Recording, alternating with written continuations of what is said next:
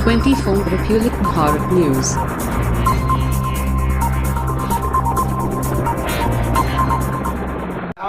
स्वागत है आप सभी का 24 रिपब्लिक भारत में। मैं हूं आनंद कुमार सिंह और बीते दिनों कुछ दिनों पहले सरायकेला मरीचा गांव में मोहम्मद लल्लू जी की और जावेद की हत्या कर दी गई थी। रात को ये घटना घटी थी, चाकू से गोद कर हत्या कर दी गई थी, जिसकी स्पेशल रिपोर्ट हमने आपको अपने 24 रिपब्लिक भारत के माध्यम से दिखाई।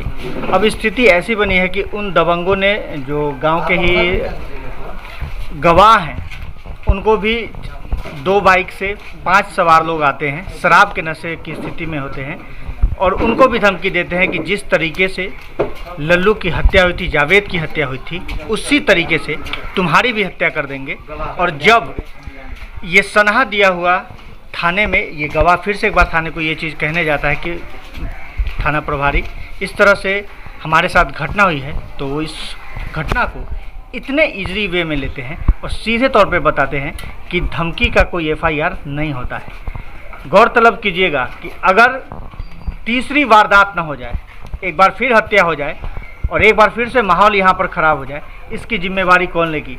सराय थाना प्रशासन को आखिर FIR दर्ज करने में इतनी समस्या क्या है? क्या उनका कोई और इरादा है? नहीं है।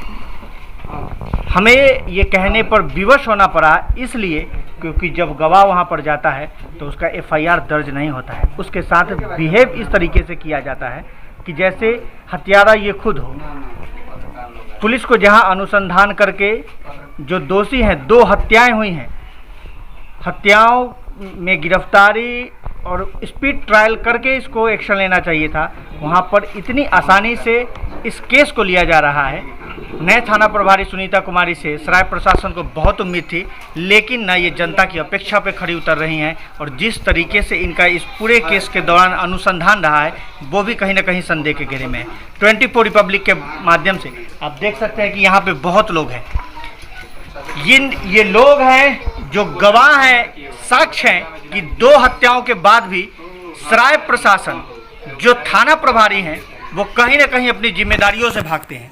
24 रिपब्लिक भारत के माध्यम से हम इस पे कड़ा एक्शन लेने की उम्मीद करते हैं और एक जिम्मेदार चैनल होने के नाते इस केस को पूरी तरीके से निष्पक्षता के साथ लगातार कवरेज आपको हम दिखाएंगे। हमारे साथ जुड़े रहें। वहीं DSP साहब और राघव दयाल सर के बारे में बताया कि जब हम गए और तमाम बात हम कहे कि सर आज तक पुलिस कोई अभियुक्तों के खिलाफ दबाव नहीं बना रही है और हम लोग दहशत में जी रहे हैं, तो सबसे पहला सवाल, इस मृतक के परिजनों को न्याय दिलवाना वो उचित नहीं समझे। उन्होंने पहला सवाल उसके मृतक के भाई से किए कि आप मास्टर पर केस क्यों कर दिए। अब हमको ये समझ में नहीं आता है कि DSP साहब, एक जवाबदेह व्यक्ति, पहले ही ये कहते हैं कि उसमें मुस्तफ़ा मास्टर पर आपने केस क्यों कर दिया। ये बगैर जांच, बगैर अनुसंधान का ये कैसे कह सकते हैं कोई DSP साहब? ये तो बहुत ही दुखद है और इससे केस का भविष्य हमको लगता है कि ये लोग प्रभावित कर देंगे।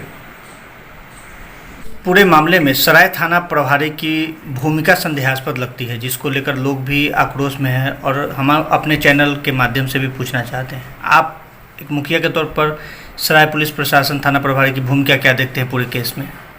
देखिए, इस केस में सराय थाना प्रभारी का भूमिका संतोषजनक नहीं, बिल्कुल नहीं है। इसलिए कि घटना के बाद से वो कभी उस पर दबाव नहीं बनाई है किसी अभियुक्तों पर, जबकि 4 अभियुक्त के खिलाफ हम बताए कि 4 अभियुक्तों के खिलाफ जान मारने का धमकी ऑलरेडी लिखित रूप से SP साहब और थाना प्रभारी स्वयं को दिया हुआ है और उसके बाद हत्या हो रहा है और वही 4 व्यक्ति अभी आज के दिन में फरार है और उसके दरवाजे कभी जाना, कभी उस पर दबाव बनाना ही मुनासिब नहीं समझिए। तो इसमें तो संदेहास्पद ही न कहा जाएगा।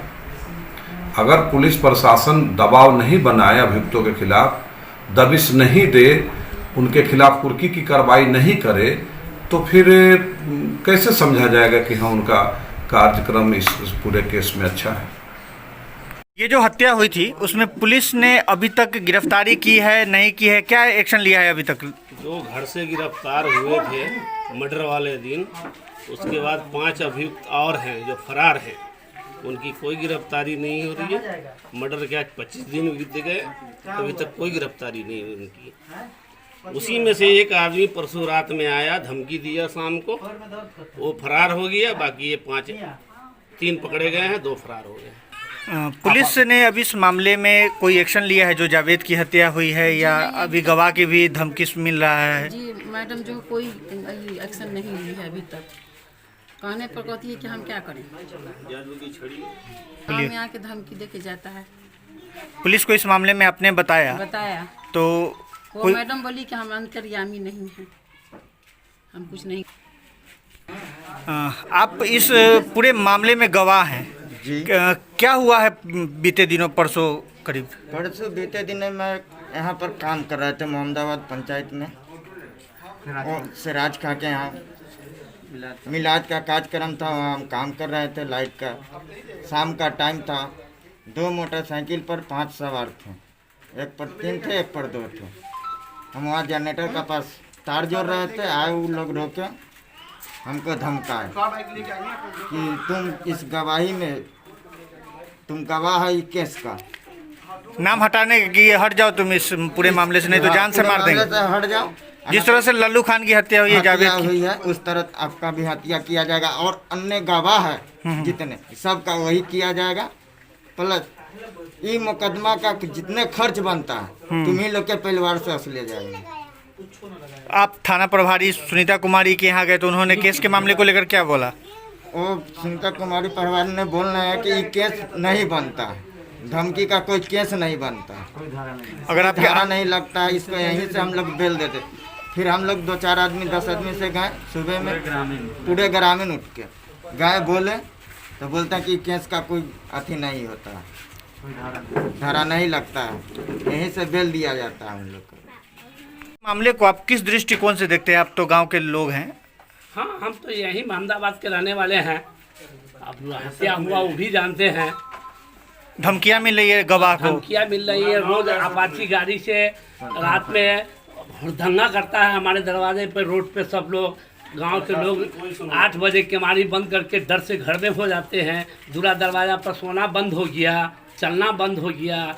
उसके बावजूद भी कोई प्रशासन की गाड़ी इस गांव में नहीं आती है गश्ती के लिए, कोई कुछ कहीं कुछ नहीं होता है। जो भी हत्याकांड में थे, जो अंदर गए हैं 4 गो, उसके अलावा जो भी लोग हैं उसको अभी कोई कहीं से कोई पकड़।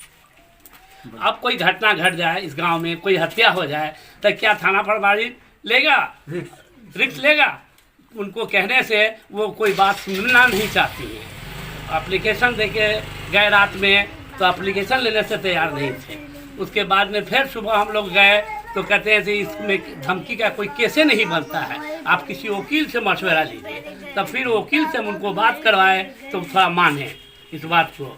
अब एकदम हर बात में वो वकील की तरह जवाब देती हैं और कोई रिस्पॉन्स नहीं लेती है।